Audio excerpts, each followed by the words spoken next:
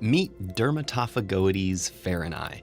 Crawling around on 8 legs, this creature has no eyes to appreciate the kaleidoscope of colors around her. She relies on her extraordinary sense of smell to lead her to food and safe places to lay eggs. And she's smaller than a pinhead. Less than 1/10 the size of an ant, a dust mite's whole world is contained in the dusty film under a bed or in a forgotten corner.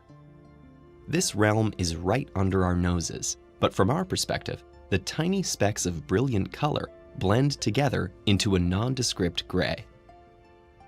What are these colorful microscopic particles? What distinguishes the dust in your house from, say, sand on a beach is that it is a mixture of many different ingredients. It can contain grains of sand, dead skin cells, tiny hairs and threads, animal dander, pollen, man-made pollutants, minerals from outer space, and of course, dust mites. Dust mites eat animal dander, human skin, and some fungi. We shed dead skin cells constantly, and wherever we live, they mix into the household dust. The same goes for our pets. Their dander and hairs enter the mix, as do tiny pieces of thread and cotton fibers from our clothes.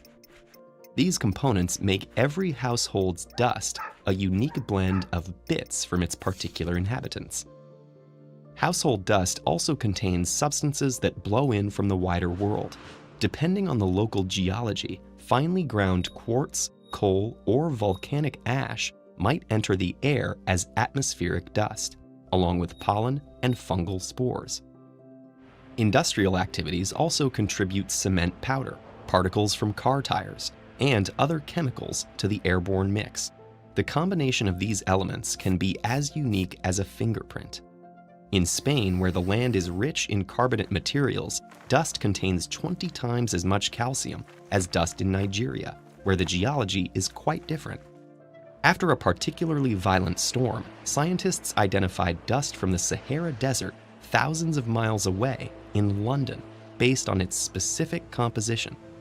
In the future, we may be able to pinpoint the origins of dust samples even more specifically, down to a particular neighborhood or even house, something that may be of great help for forensic specialists.